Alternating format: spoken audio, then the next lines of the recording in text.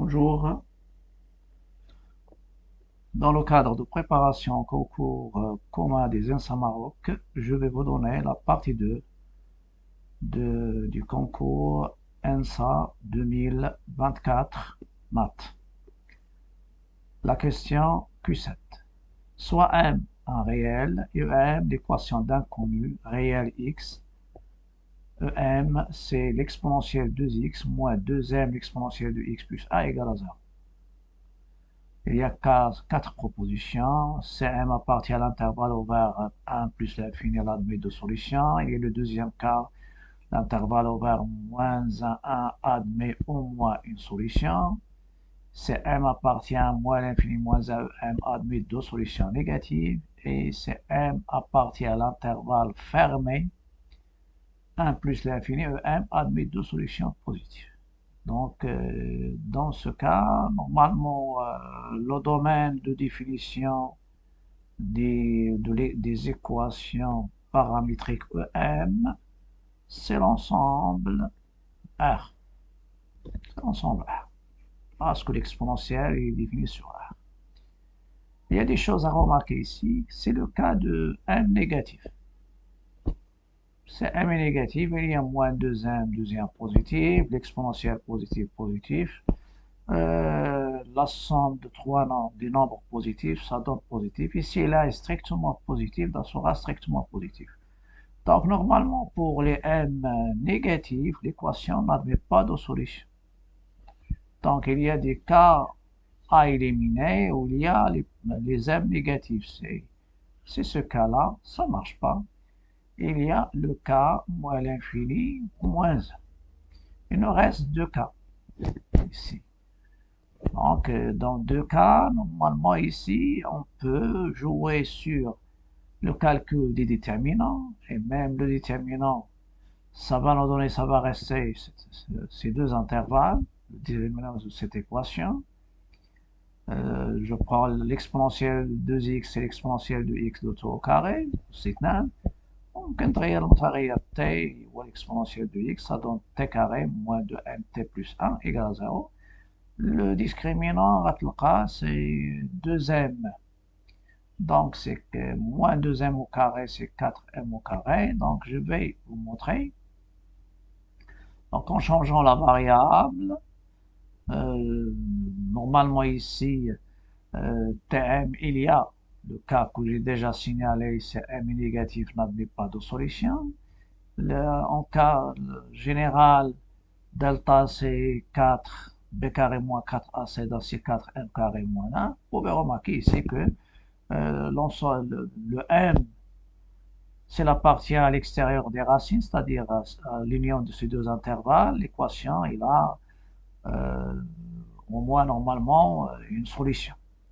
Mais le cas de négatif, il n'y a pas de solution, donc ça reste uniquement l'intervalle 1 plus l'infini. Ils ont donné deux intervalles. On peut ne pas calculer, on peut ne pas faire tout ça. C'est-à-dire tu calcules directement. Moi j'explique, tu es dans l'examen, donc je te donne la réponse d'une manière simple.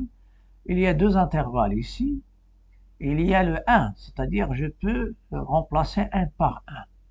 Et je vais voir est-ce que l'équation il va admettre deux solutions. Deux solutions. Mais lorsque vous remplacez, donc déjà, si tu calcules delta, tu vas exclure ces deux-là que j'ai déjà exclus, avec la remarque, avec bien sûr cette remarque ici. Si je prends m égale à 1, m égale à 1, l'équation, normalement ici, ça va nous donner t carré moins 2t plus a égale à 0, ou bien même en exponentielle, ça donne l'exponentielle de x égale à 1, donc x égale 0. Donc il y a une seule solution. Puisqu'il y a une seule solution, donc sur l'intervalle 1 plus l'infini, ils disent que quel que soit m appartenant à 1 plus l'infini, l'équation il a deux solutions positives, mais j'ai trouvé une. Donc normalement ici ça marche pas. Donc même celle-ci, Donc, ce qui reste, c'est le problème. Donc, je ne vais pas prendre le 1. Donc, je reviens ici. Dans le cas, la différence entre les deux, pour m égale à 1, ça, il a donné une seule solution. Donc, celle-ci ne marche pas. Donc, la bonne réponse, normalement, ça sera la bonne réponse, c'est que il faut que m soit dans l'intervalle 1 plus l'infini et bien sûr la suite. Je pense que c'est le A. Voilà. Donc, la bonne réponse, c'est A. Donc, je peux répondre sans écrire ces choses-là. Voilà, je vais prendre le cas de une équation, une fonction f définie, donc f positive ou nulle sur l'intervalle 0 plus l'infini. En plus de ça, quel que soit x appartient à 0 plus l'infini, f de x, il appartient à 0 plus l'infini. Voilà. F de x, ça veut dire il est supérieur ou égal à 0. Et f de 0 égale à 0. Et il y a la condition f' de x inférieur ou égal à a, f de x pour a positif, et ceci pour tout x supérieur ou égal à 0. Ils ont donné des cas, est-ce que f est strictement croissante, décroissante, constante nulle, constante non nulle. Je vais voir le cas, c'est-à-dire CF est nul, bien sûr, pour tout x supérieur ou égal à 0. Est-ce qu'il y a toutes ces conditions-là sont remplies? Vous avez f de 0 égal à 0. Vous avez f de x et il est supérieur ou égal à 0. Et vous avez f dérivable et f' de x, puisque f c'est une fonction nulle. F' de x est 0, il est équivalent à a. F de x, il est aussi vérifié. Tu remplaces f de x par la fonction nulle. La fonction nulle, elle est donc f de x, celle-ci, ça veut dire f de x, elle est égale à 0 pour tout x supérieur ou égal à 0. Donc celle-ci est nulle, donc aussi c'est vrai. Donc la bonne réponse, donc f est une constante nulle. Directement, voilà, c'est le C. Sans passer par autre méthode. Le Q9, soit f, la fonction définie sur R par f de x, c'est l'exponentielle de moins 1 sur x au carré, si x est strictement positif. Il est nul si x est inférieur ou égal à 0, et f', c'est sa fonction dérivée. Quelle est la limite de f' de x lorsque x tend vers 0? Est-ce que c'est 0, ou bien 1, ou bien e, ou bien, donc, c'est pas la peine de voir parce que ça c'est déjà coché comme ça. On verra est-ce que c'est juste ou non. Donc on peut avoir le hasard. Donc le hasard, on ne donne pas toujours la bonne réponse. 1, e plus l'infini. Qu'est-ce que je vais faire ici? Je vais calculer la dérivée, je cherche sa limite. Donc normalement ici, quel que soit x appartenant à R étoile plus, f' de x, c'est la dérivée de l'exponentielle de moins 1 sur x carré, ça c'est la dérivée. Lorsque je dérive l'exponentielle d'une fonction, donc c'est la dérivée de l'exposant. Moins 1 sur x carré dérive l'exponentielle de moins 1 sur x carré. Moins 1 sur x carré, sa dérivée. Le moins avec le moins s'en va. Je dérive x au carré, c'est 2x. Sur le carré de x carré, c'est x à la puissance 4. Et ça va me donner celle-ci. Et j'ai déjà appliqué cette règle. Donc ça va me donner la limite à droite de 0. De 2 sur x à la puissance 3, l'exponentielle de moins 1 sur x au carré. Normalement ici, je vais tenter les limites remarquables qu'on connaît.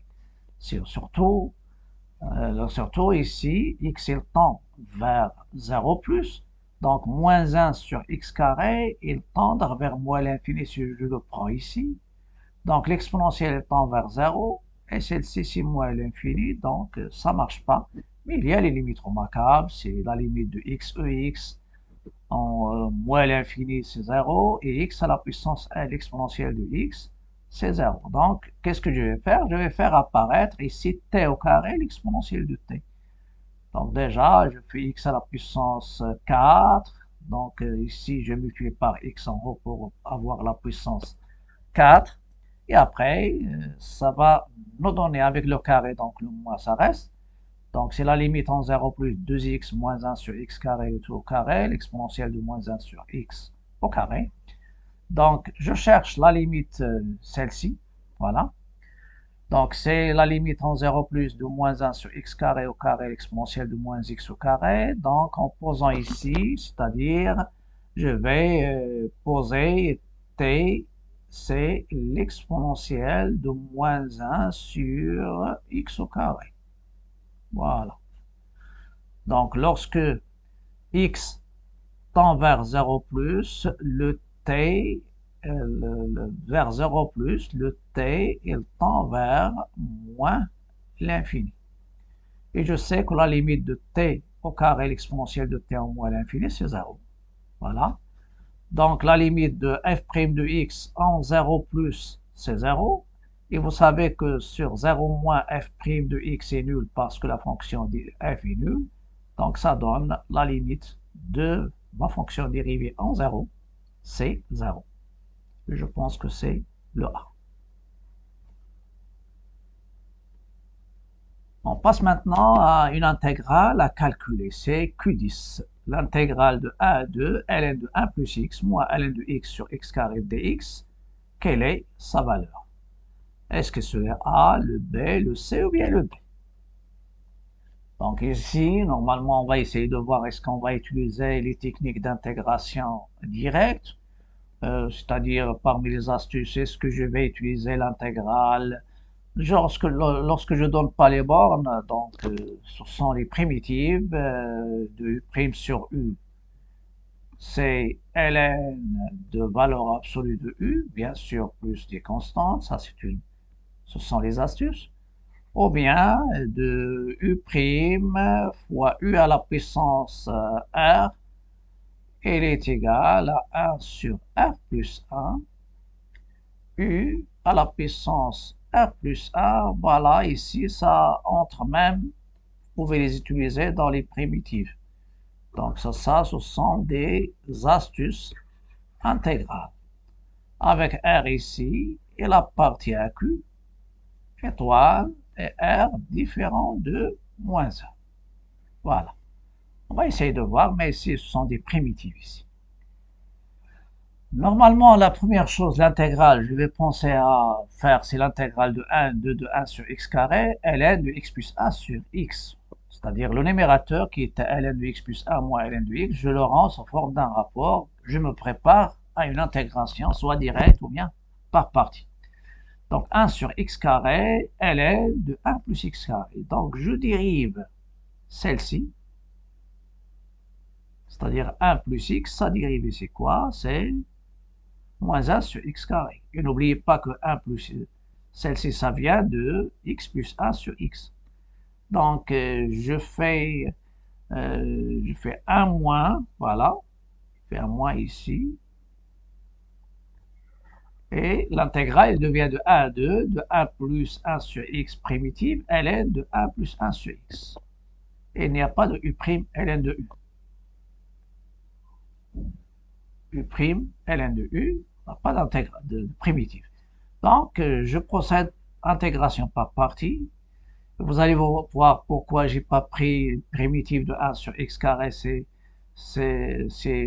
moins 1, c'est-à-dire 1 sur x carré, c'est moins 1 sur x. Parce que je vais dériver, et celle-ci, c'est la dérivée de x plus 1 sur x.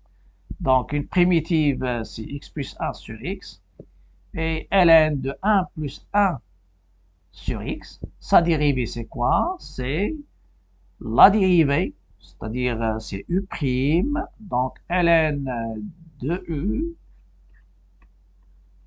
c'est u' sur u, même en valeur absolue.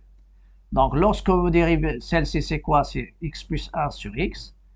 sur normalement, la dérivée de celle-ci, c'est x plus 1, la dérivée, c'est moins 1 sur x au carré,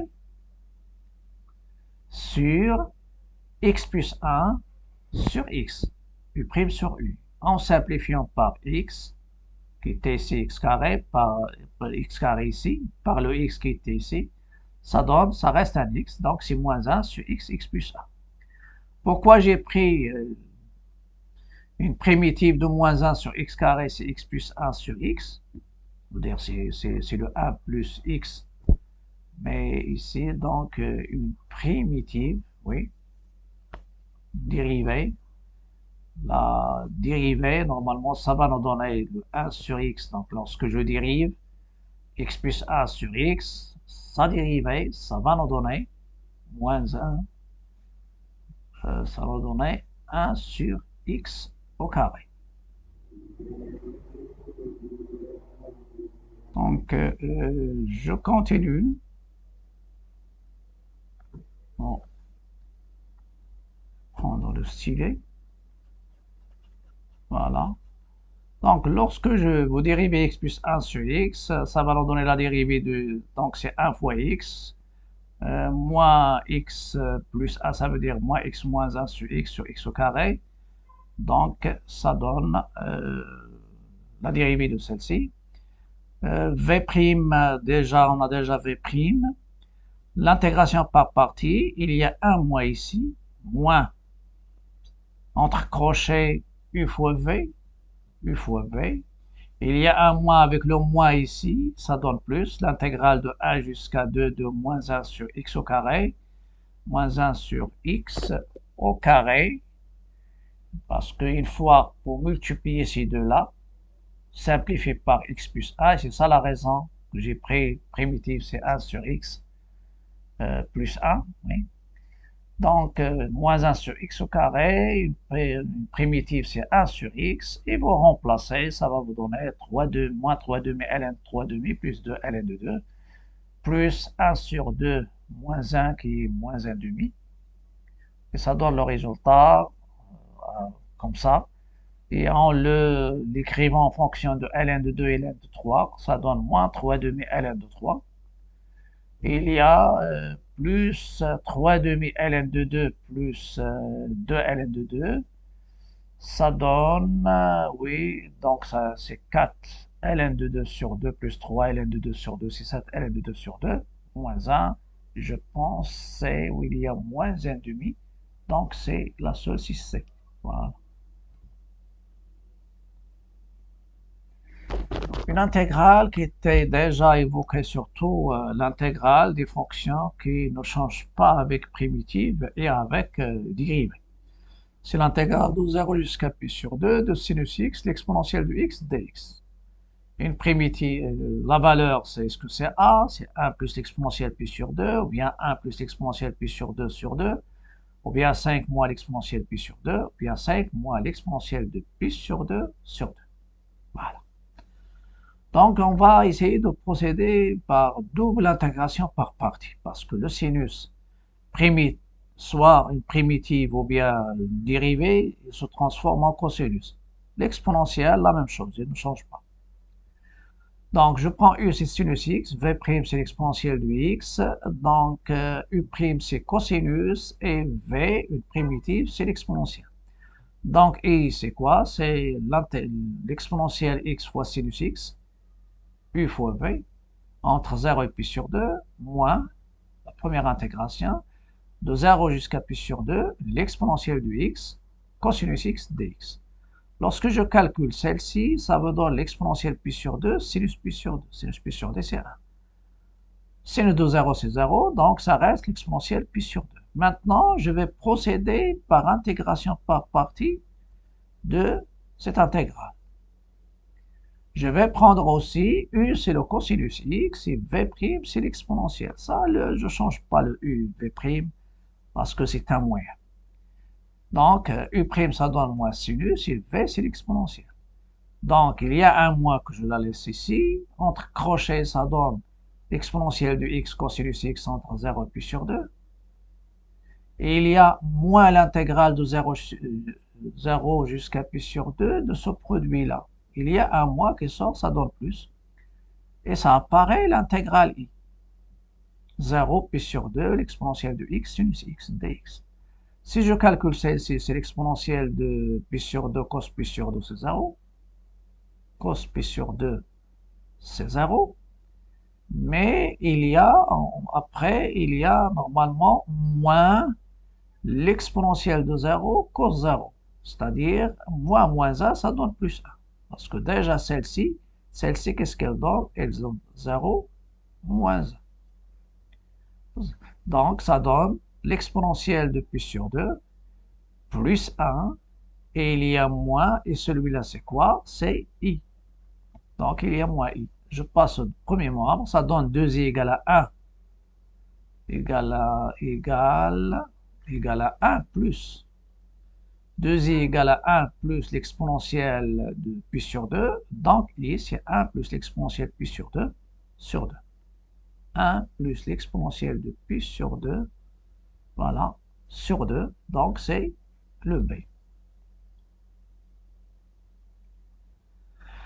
Une autre question qui est en intégrale, c'est une suite d'intégrales. I1, c'est l'intégrale de 0 jusqu'à 1 de dt sur 1 plus t à la puissance n, le tout au carré. Quelle est la limite de cette suite lorsque n tend vers plus l'infini? Est-ce que c'est 2, c'est plus l'infini, un quart ou bien 1? Lorsque vous avez des suites intégrales, normalement ici, on peut essayer de faire l'encadrement.